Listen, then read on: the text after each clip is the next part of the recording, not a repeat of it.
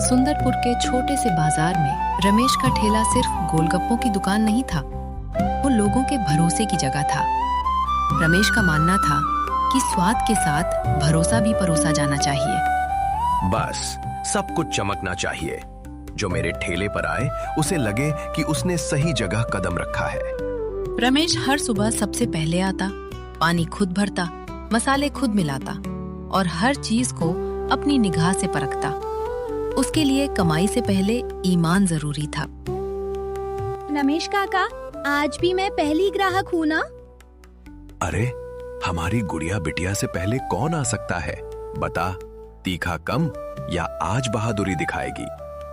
थोड़ा तीखा रखना, पर इतना भी नहीं कि मैं रो पड़ूं।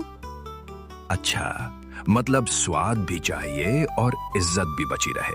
समझ गया। बच्चों से बात करते समय रमेश की आवाज में अपनापन होता था। वो हर ग्राहक को नाम से पहचानता और हर पसंद उसे याद रहती। वाह, यही स्वाद तो कहीं नहीं मिलता। स्वाद मसाले से आता है बिटिया, और लौट कर आने की वजह दिल से। रमेश, मेरे लिए बिना ज्यादा तीखे वाले बना। पिछली बार तो जीभ ही जल गई थी। चाची, आपकी पसंद मुझे याद है। आपके लिए खट्टा थोड़ा ज्यादा, तीखा आधा। इसीलिए तो तेरे ठेले पर भीड़ लगती है। तू बेचता कम है, ख्याल ज्यादा रखता है। दोपहर चढ़ते चढ़ते रमेश के ठेले के आगे बच्चों, औरतों और राहगीरों की छोटी सी कतार लग जाती। कोई स्वाद के लिए आता, कोई अपनापन पाने के लिए। भाई जल्दी बना दो, सुबह से काम पर हूँ। कुछ चटपटा मिल जाए तो जान आ जाए। अभी देता हूँ भैया, पहले पानी चख लो, फिर बताना खट्टा बढ़ाऊं या मसाला। अरे वाह, इसमें तो ताजगी है, जैसे थकान धुल गई। ताजा चीज ही खिलाता हूँ, बासी से पेट भर सकता है, भरोसा नहीं। मैं तो बरसों से इसके यहाँ खा रही हूँ। इसने कभी घटिया चीज हाथ तक नहीं लगाई। और काका चीटिंग भी नहीं करते। अरे, चीटिंग करूंगा तो मेरा ठेला नहीं, मेरी पहचान टूट जाएगी। रमेश के शब्द साधारण थे, पर उनमें जीवन का अनुभव था। उसमें सीखा था कि छोटे काम को भी बड़े सम्मान से किया जाए, तभी लोग दिल से जुड़ते हैं। बेटा, 2 रुपए कम है, कल दे जाऊंगा अगर तू कहे तो। बाबा, आप खाइए। 2 रुपए से न मेरा घर बनेगा न बिगड़ेगा। आपका मन नहीं टूटना चाहिए। ईश्वर तुझे खुश रखे। आजकल ऐसे बोल कौन बोलता है? रमेश की कमाई बहुत बड़ी नहीं थी, पर उसका दिल बड़ा था। शायद इसी वजह से बाजार के लोग उसे दुकानदार नहीं, अपना आदमी मानते थे। रमेश, तेरे ठेले पर तो मेले जैसा हाल रहता है। राज क्या है भाई? राज कुछ नहीं श्यामलाल जी, बस जो खिलाऊं उसे अपने घर वालों को खिलाने लायक रखूं। इतनी सफाई, इतना ध्यान, इसमें फायदा बचता भी है क्या? फायदा थोड़ा कम हो जाए तो चलेगा, पर किसी का भरोसा कम नहीं होना चाहिए। वही असली पूंजी है। बातें तो बड़ी ऊंची करता है। रमेश के इस जवाब पर आसपास खड़े कई लोग सहमति में सिर हिलाने लगे। पर हर मुस्कान के पीछे खुशी ही हो, ये जरूरी नहीं होता। सही कह रहा है रमेश। धंधा वही टिकता है जिसमें नीयत साफ हो। काका, सब लोग आपसे इतना प्यार क्यों करते हैं? क्योंकि बेटा, लोग सिर्फ पेट से नहीं, दिल से भी खाते हैं। अगर दिल दुखा दो तो अच्छा स्वाद भी फीका लगने लगता है। ये बात सुनकर आसपास खड़े लोग मुस्कुरा उठे। रमेश के लिए गोलगप्पा बेचना एक काम था, लेकिन लोगों का विश्वास जीतना उसका धर्म। रमेश भाई, एक प्लेट पैक कर दो। घर पर बीमार बहन है, उसका मन कर रहा था। अभी करता हूँ। उसके लिए पानी अलग भर देता हूँ। हल्का मसाला रखूंगा, पेट पर भारी नहीं पड़ेगा। तुम सच में सोच कर बनाते हो, इसी वजह से सब तुम्हारी तारीफ करते हैं। तारीफ से ज्यादा दुआ काम आती है भैया, वही साथ रहती है। दोपहर अब पूरी तरह बाजार पर उतर आई थी। धूप तेज थी, भीड़ बढ़ रही थी और रमेश का ठेला लोगों की आवाजों, हंसी और खुशबू से घिरा हुआ था। देखता हूँ ये भरोसा कितने दिन चलता है। बाजार में सिर्फ स्वाद नहीं, चाल भी चलती है। रमेश अपने काम में डूबा रहा। अनजान की उसी भीड़ के बीच कोई उसकी कमाई नहीं, उसकी साख पर नजर गड़ाए बैठा है। और सुंदरपुर के इस शांत बाजार में मुश्किल की पहली आहट चुपचाप उतर चुकी थी। दोपहर की उस छुपी हुई आहट के बाद अगली सुबह रमेश बहुत जल्दी उठाया। रात भर उसके मन में एक ही बात घूमती रही, कमाई बाद में, पहले भरोसा बचाना है। आज कोई कमी नहीं रहनी चाहिए। पानी साफ, मसाला संतुलित और ठेला एकदम चमकता हुआ। अगर लोगों का दिल जीतना है तो पहले जैसा नहीं, उससे भी बेहतर बनना होगा।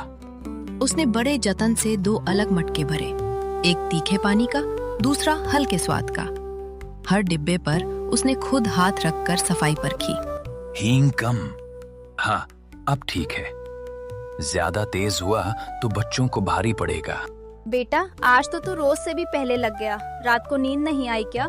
नींद आई थी माँ जी, पर मन बार बार यही कह रहा था कि दुकान सिर्फ ठेला नहीं, लोगों का भरोसा है। यही सोच तुझे आगे ले जाएगी। साफ नियत वाले का हाथ ऊपर वाला कभी खाली नहीं रखता। रमेश ने झुककर माँ जी का आशीर्वाद लिया, पर उसके चेहरे की रेखाओं में चिंता अब भी हल्की सी अटकी हुई थी।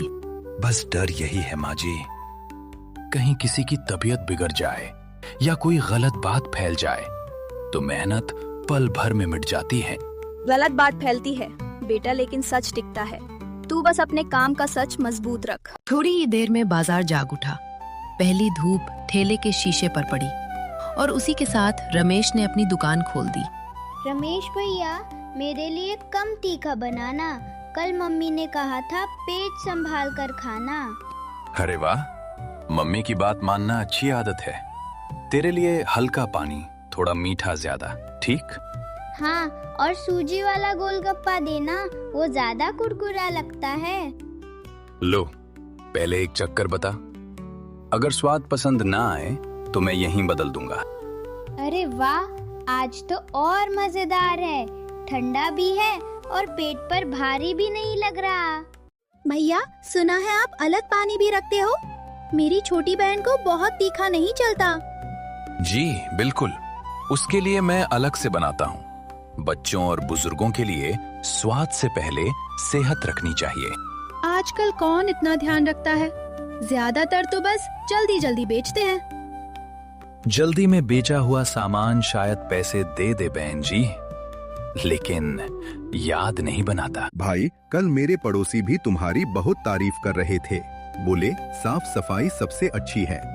तारीफ सुनकर अच्छा लगता है भैया, पर डर भी लगता है कि कहीं उम्मीद से कम ना पड़ जाऊं। जो आदमी खुद डरता है गलती से, वही सबसे कम गलती करता है।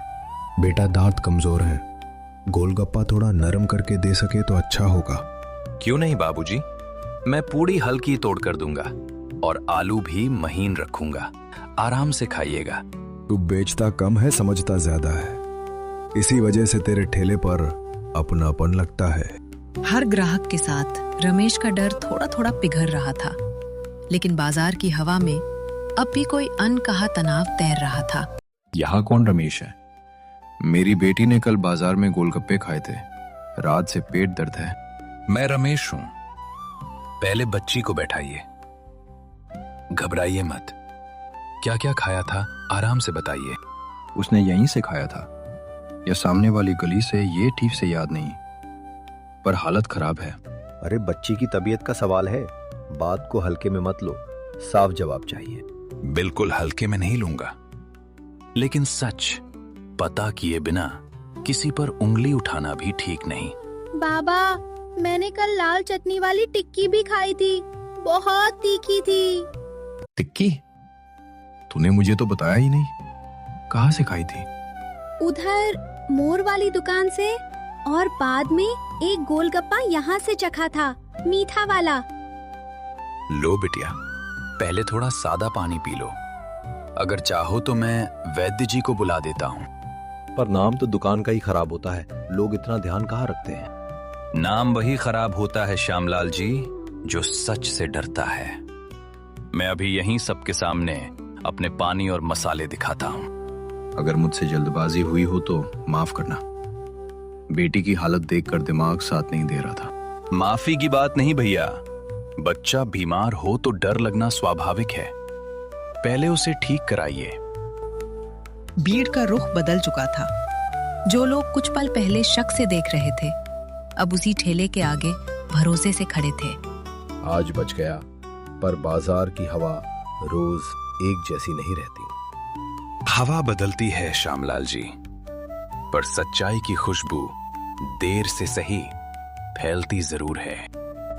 सुंदरपुर के उस छोटे से बाजार में उस सुबह एक ठेले ने सिर्फ चटपटा स्वाद नहीं बेचा, उसने ये साबित किया कि सच्ची कमाई पैसे से नहीं, लोगों के दिलों में बनती है।